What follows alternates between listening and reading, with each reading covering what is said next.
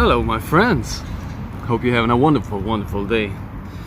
I am in Sweden right now and I bought myself some blueberries from some awesome dude down outside Ica, and I had the pleasure to do myself a half version of bulletproof coffee, which is coffee with coconut oil, and then you put it in the mixer. And I thought I would continue to read from a chapter in the book of Forgiveness, because it's really inspiring, the stories that people go through, and I think it could add value for us being a more loving world and learning to forgive even if it seems impossible. So let's go. In some cases we find forgiveness after a long time, and sometimes forgiveness finds us even in the midst of our griefs. For Kia shared learning of the terrorist attack in Mumbai, where her husband and 13-year-old daughter were visiting, forgiveness was the last thing on her mind. What do you do when things the worst thing that could possibly happen happens? In November of 2018, my husband Alan and daughter Naomi traveled to Mumbai for a meditation retreat at Oberoi Hotel. On November the 14th, I said goodbye to Alan and Naomi at the Dulles Airport in Virginia. We kept in touch through email and phone calls over the next week, and November the 24th, I had my last conversation with them. Naomi had just gotten her nose pierced and had sent photos through the email. She was so excited as I shared the news that her test score had come in for her entrance examination to a top girl boarding school in New York. She had scored 95% overall and was full of joy when I told her the news. Alan and I excitedly discussed all of this, and our last words to each other were, "I love you." The next day I got on a plane to Tampa, Florida, to visit my parents, sons, brothers and sisters for our Thanksgiving holiday. When I checked my email the following day, there were no messages from Alan and Naomi. Later that afternoon, the phone rang. It was the managing director of Synchronicity Foundation, which was sponsoring the meditation retreat in Mumbai. She told me to turn on the news right away because Oberoi Hotel was being attacked by terrorists. I dropped the phone in disbelief. For the next 2 days I watched in horror as the terror attack in Mumbai went on and on and on. I had no idea where Alan and Naomi were, and prayed that they were safe in their rooms. Friends and family joined our prayers, and called upon their friends to pray with us. Because Alan and Naomi were unaccounted for, my eldest son Aaron sent their photos to CNN in case they were unconscious somewhere in Mumbai with no identification on them. Emails began pouring in from all over the world. We felt comforted by this loving support from so-called strangers.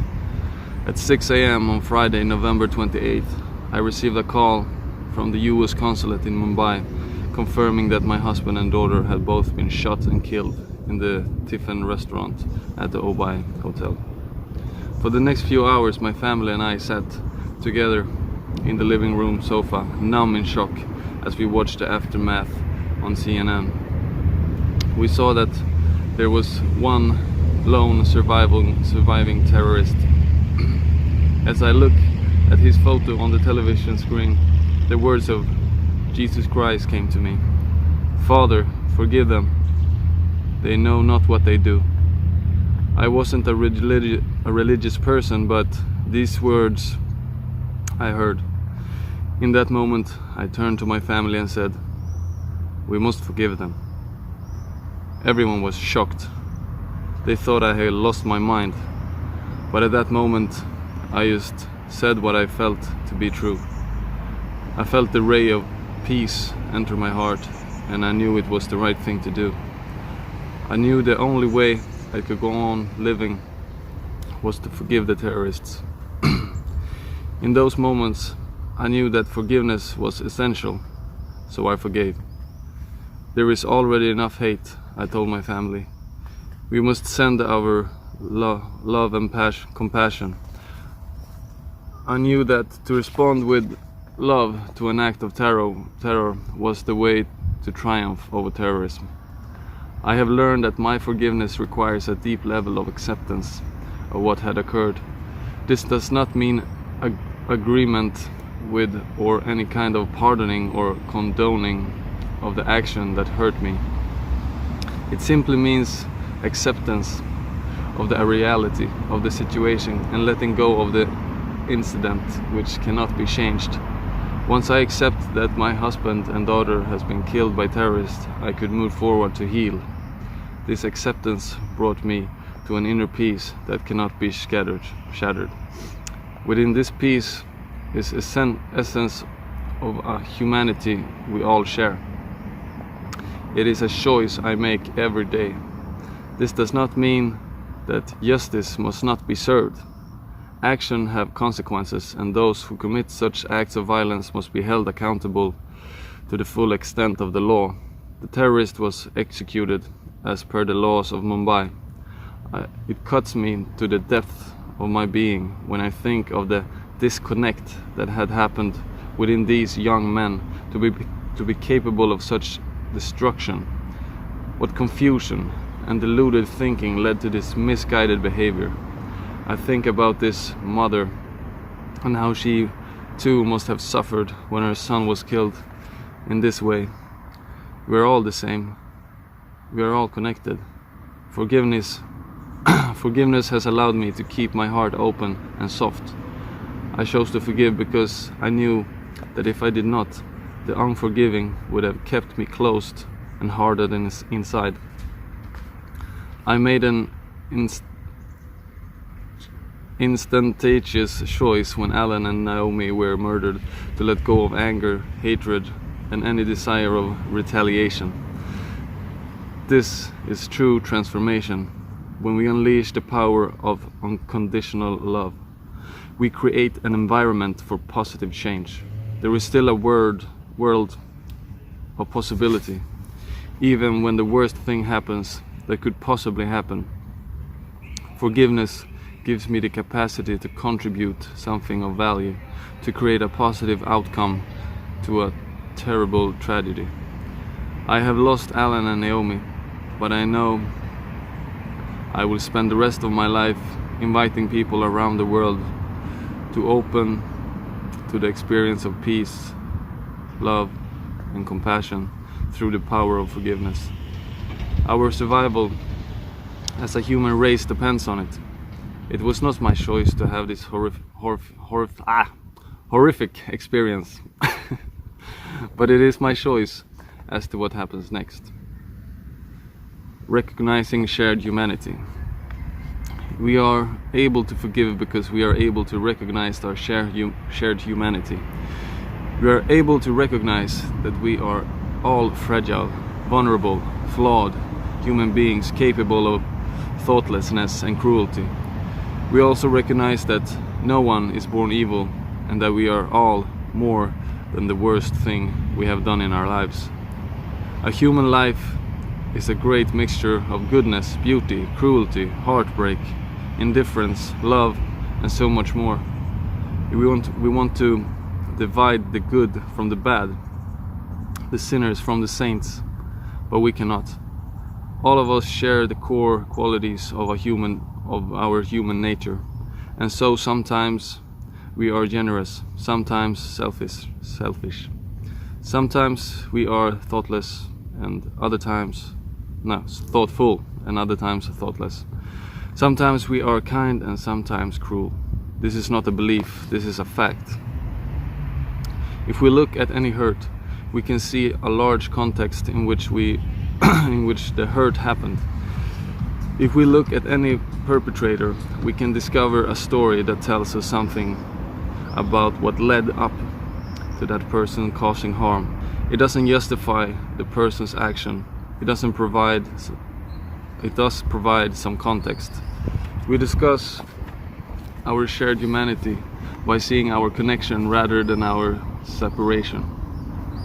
Kia Shears was able to recognize her connection to the terrorist's mother and her suffering, and show extraordinary compassion even for the misguided men who killed her husband and daughter. It is worth repeating, since it is so easy to forget. No one is born a liar or a rapist or a terrorist. No one is born full of hatred.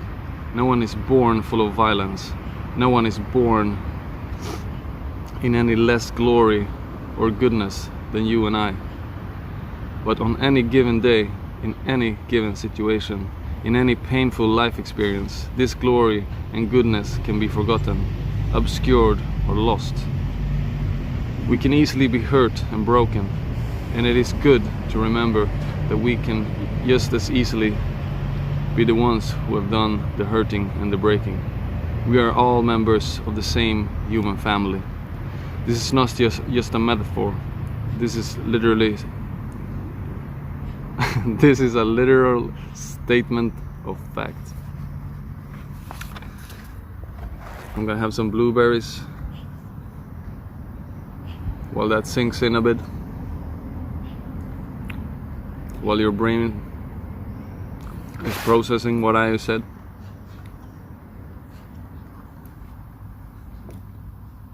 Yamas, kippis, cheers, zdrovia, skål, fy fan.